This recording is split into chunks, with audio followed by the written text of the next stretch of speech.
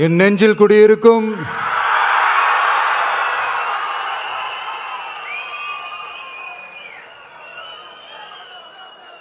என்னுடைய தோழர்களுக்கும் தோழிகளுக்கும் தமிழக மக்களுக்கும் என்னுடைய வணக்கம்.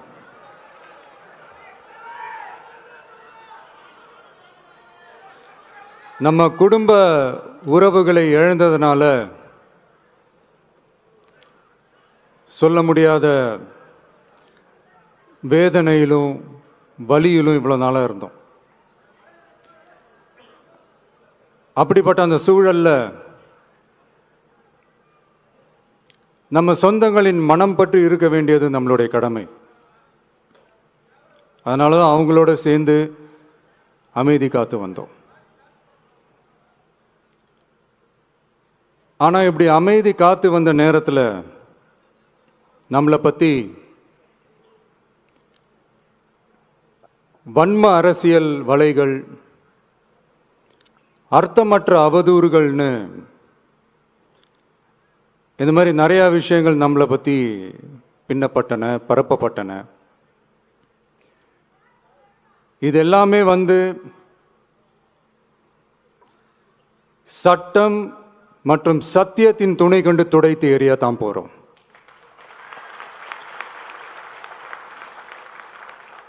பட் அதுக்கு முன்னாடி தமிழக சட்டமன்றத்தில் நமக்கு எதிராக நிகழ்த்தப்பட்ட ஓர் உரைக்கு ஒரு நாகரிக பதிலடி கொடுக்கணும்னு நான் நினைக்கிறேன்.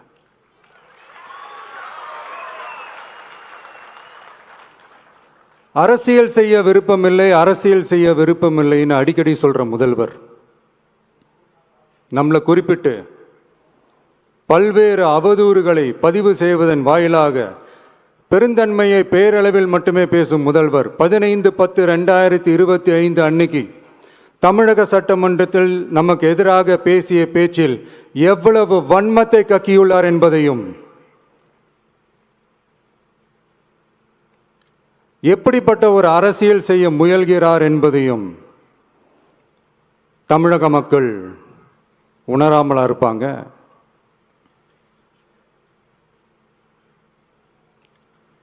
இந்த கரூரோட சேர்ந்து 5-6 மாவட்டத்துக்கு இந்த மக்கள் சந்திப்பு நிகழ்ச்சிகள்லாம் நடத்தியிருக்கிறோம், போயிருக்கிறோம். அங்கெல்லாம் இந்த லாஸ்ட் மினிட் வரைக்கும் எங்களுக்கு அந்த இடம் கொடுப்பாங்களா மாட்டாங்களா, பெர்மிஷன் தருவாங்களா மாட்டாங்களா, இப்படியே இழுத்து அடிச்சுக்கிட்டு இருப்பாங்க. தான் நாகப்பட்டினத்தில் சொன்னது மாதிரி தான். நாங்கள் ஒரு இடம் செலக்ட் பண்ணி கேட்போம், மக்கள் நல்லா ஸ்பேஷியஸாக நின்று பார்க்குற மாதிரி. பட் அவங்க அதையெல்லாம் ரிஜெக்ட் பண்ணிவிட்டு மக்கள் நெருக்கடியோடு நின்று பார்க்குற மாதிரி ஒரு இடத்த செலக்ட் பண்ணி எங்களுக்கு கொடுப்பாங்க. இது டிஃபால்ட்டாக எல்லா இடத்துலையும் இந்த ஒரு ஆர்கியூமெண்ட் நடந்துகிட்ருக்கோன்னு வைங்க. அது மட்டும் இல்லை, இந்தியாவிலேயே எந்த ஒரு அரசியல் கட்சி தலைவருக்கும் கொடுக்கப்படாத கண்டிஷன்ஸ். பஸ்ஸுக்குள்ளேயே இருந்து பார்க்கணும், மேலே கை காட்டக்கூடாது, இப்படிலாம் ஒரு அதீத கட்டுப்பாடுகளை கொடுத்த உடனே எங்கள் சைட்லேருந்து ஒரு அறிக்கையும் வெளியிட்டோம். அது மட்டும் இல்லை, தமிழக வெற்றி கழகம் சார்பாக அனைத்து கட்சிகளுக்கும் சமமாக ஒரு முறையான ஒரு பொது வழிகாட்டு முறைகள், SOPஸ்ன்னு சொல்லுவாங்க, அதையும் வழங்கணும்னு சொல்லி உயர்நீதிமன்றத்தையும் நாடி இருக்கணும். இதுவும் தமிழக மக்கள் உணராமலா இருப்பாங்க. இப்படி ஒரு அரசியல் காழ்ப்புடன், நேர்மை திறனற்று நம்மளை பற்றி குற்றம் சாட்டியுள்ள குறுகிய மனம் கொண்ட முதல்வர் அவர்களுக்கு ஒரு சில கேள்விகள். உச்சநீதிமன்றத்தில், அதாவது 13/10/2025 அன்னைக்கு உச்சநீதிமன்றத்தில் நடந்த அந்த விவாதங்களை வைத்தும் அந்தந்த உத்தரவுகளை வைத்தும் இந்த கேள்விகள்.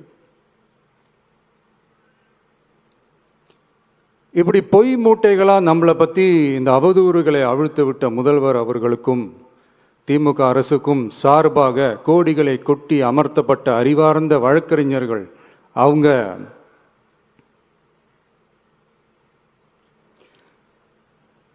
இந்த கபட நாடக திமுக அரசோட தில்லுமுல்லுகளை தாங்கி பிடிக்க இயலாமல் உச்ச நீதிமன்றத்தில் திக்கு திணறி நின்றது முதல்வர் அவர்களுக்கு மறந்துவிட்டதா? இந்த கரூர் சம்பவத்துக்கு அப்புறமே அவசரமா ஒரு தனிநபர் ஆணையம்,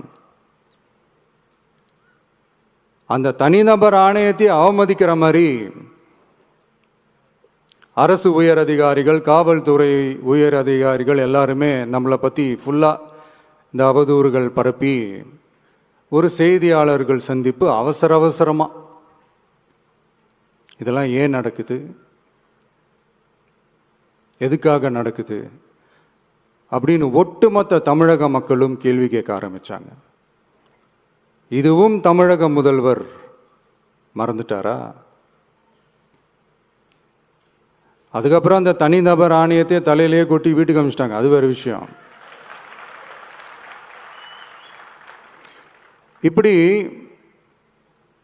இப்படிலாம் கேள்வி கேட்ட உடனே ஏதாவது பதில் சொல்லி ஆகணும்ல. அதனால சட்டமன்றத்தில் பேசும்போது உண்மை நிலையை தெளிவுபடுத்தத்தான்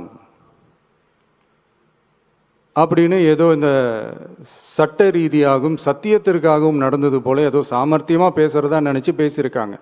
இப்படி ஒரு 50 வருஷமாக பொது வாழ்க்கையில் இருக்கிற ஒருத்தவங்க ஒரு முதல்வர் அவர்கள் சொன்னது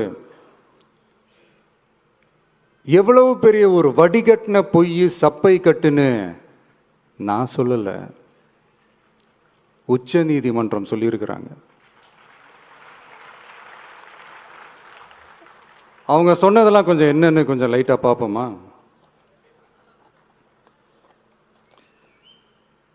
The comments which have been made before the media by the top officers of the police department may create doubt in the minds of the citizenry on impartiality and fair investigation. The faith and trust of the general public on the process of investigation must be restored in the criminal justice system. அதாவது அரசு காவல் உயர் அதிகாரிகள் ஊடகங்களிடம் பேசியது என்பது பொதுமக்களிடையே நியாயமான விசாரணை நடக்குமா என்ற சந்தேகத்தை ஏற்படுத்தக்கூடும் என்றும், நியாயமான விசாரணை மூலமே அந்த சந்தேகத்தை மீட்டெடுத்தே ஆக வேண்டும் என்றும் உச்சநீதிமன்றம் தமிழக அரசின் தலையில் ஓங்கி நறுக்கு நறுக்கு நறுக்கு என்று கொட்டியதை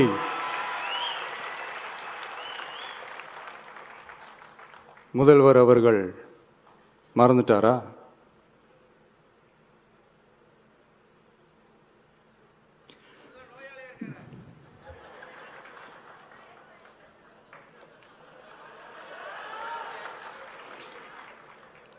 மாண்பமை சென்னை உயர்நீதிமன்றத்தின் மாண்புமிகு நீதியரசர் SIT அமைத்து உத்தரவிட்டார் அல்லவா?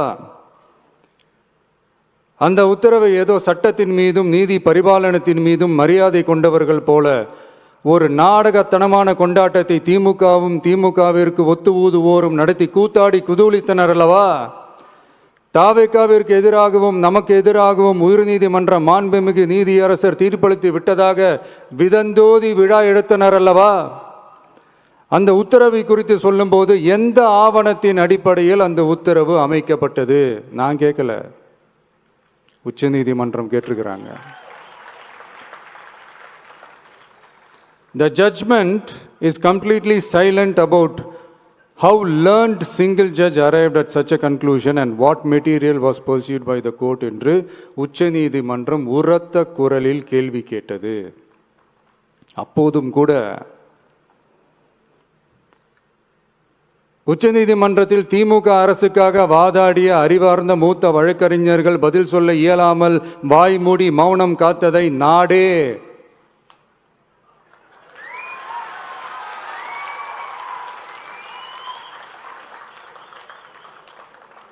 பார்த்ததல்லவா?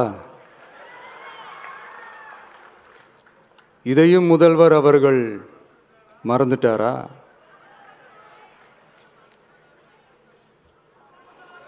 Such petition ought to be dealt with by the division bench, registering as public interest litigation in right earnest and not to be dealt with by a single bench. அதாவது பொது வழிகாட்டு முறைகளான SOP அமைக்கப்பட்டு வெளியிட வேண்டும் என்ற கோரிக்கையுடன் வந்த ரிட் மனுவை நீதிபதிகள் டிவிஷன் பெஞ்ச் தான் கையாள வேண்டும், தனி நீதிபதி பெஞ்ச் கையாளக்கூடாது என்றும் உச்சநீதிமன்றம் சொன்னதல்லவா? அது மட்டுமா, கோரிக்கையே இல்லாமல் SIT அமைக்கப்பட்டது எந்த வகையில் சரி என்றும் கேள்வி எழுப்பியது உச்சநீதிமன்றம். இது எல்லாமே அறியாமலோ இல்லை அறியாதது போலவோ உச்சபட்ச அதிகார மயக்கத்தில் இருந்து பேசினாரோ முதல்வர் அவர்கள்? மனிதாபிமானம், அரசியல் அறம், மாண்பு இதெல்லாம் எதுவுமே இல்லாம வெறும் பேச்சில் மட்டுமே பேசிக்கிட்டு அரசியல் ஆதாயம் தேடுற ஆட்டத்தை ஆடத் தொடங்கிவிட்டார் முதல்வர் அவர்கள்.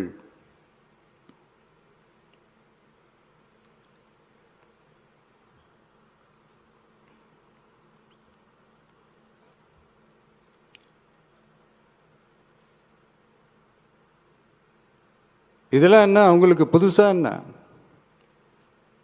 1969க்கு அப்புறமே எப்போ கட்சி அவங்க கைக்கு வந்ததோ, இன்னும் குறிப்பாக சொல்லணும்னா 1972க்கு அப்புறம் கேள்வி கேட்க ஆளே இல்லாமல் போச்சுல்ல, அதுக்கப்புறமே இந்த திமுக தலைமை இப்படி தானே இருக்குது. இப்போ நாங்கள் கேட்டோமே இந்த சில கேள்விகள்லாம், இதெல்லாம் நான் கேட்கல, சுப்ரீம் கோர்ட் கேட்டிருக்கு. இதனால் என்ன புரிய வருது? இந்த கவர்மெண்ட் நடத்துகிற அந்த விசாரணை மேலே சந்தேகம் ஏற்படுதுன்னா அதுக்கு என்ன அர்த்தம்? உங்கள் மேலே நம்பிக்கை இல்லைன்னு அர்த்தம்.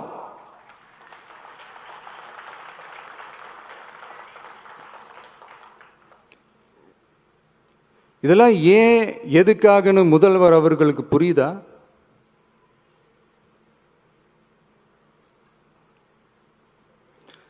சுப்ரீம் கோர்ட் சொன்னதோட மட்டும் இல்லை, நிஜத்திலும் இன்னைக்கு மக்களுக்கு இந்த கவர்மெண்ட் மேலே இருக்கிற நம்பிக்கை மொத்தமாக மண்ணுக்குள் புதைந்து விட்டது. இதுவாவது முதல்வர் அவர்களுக்கு புரியுதா? புரியலனா 2026 தேர்தலில் இந்த திமுக தலைமைக்கு மக்கள் இன்னும் ஆழமா அழுத்தமா புரிய வைப்பாங்க. அப்ப கூட இவங்க என்ன பண்ணுவாங்க தெரியும்ல, 5 வருஷத்துக்கு ஒரு வாட்டி பழக்க தோஷத்தில் ஒரு அறிக்கை ஒன்று வெளியிடுவாங்களே, மக்கள் தீர்ப்புக்கு தலை வணங்குகிறோம் அப்படின்ட்டு அந்த அறிக்கையை வெளியிட்டுட்டு இப்போ அறிவாலயத்தில் போய் ஓடி ஒளிஞ்சுப்பாங்க. இப்பவே ரெடி பண்ணி வச்சுக்கோங்க அந்த அறிக்கையை. எப்படி? மக்கள் தீர்ப்புக்கு தலை வணங்குகிறோம்.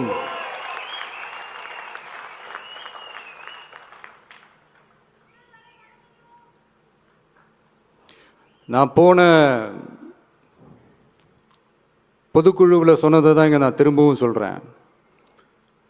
இயற்கையும் இறைவனும் நம் தமிழக சொந்தங்களின் வடிவில் மாபெரும் மக்கள் சக்தியை நம்ம கூடவே நிற்கும் போது எம் மக்களுக்கான அரசியலை தடுப்பவர் எவர்?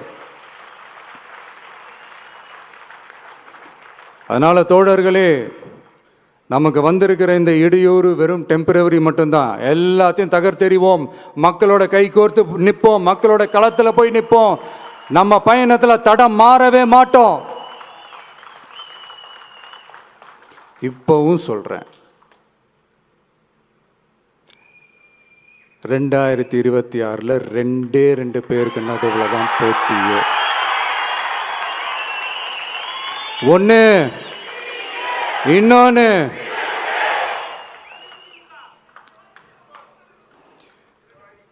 இந்த போட்டி இன்னும் ஸ்ட்ராங்கா மாறப்போகுது. 100% வெற்றி நமக்கு. வாகை சூடுவோம், வரலாறு படைப்போம், கான்பிடென்டா இருங்க, நல்லதே நடக்கும், வெற்றி நிச்சயம். மீண்டும் சந்திக்கும் வரை நன்றி, வணக்கம்.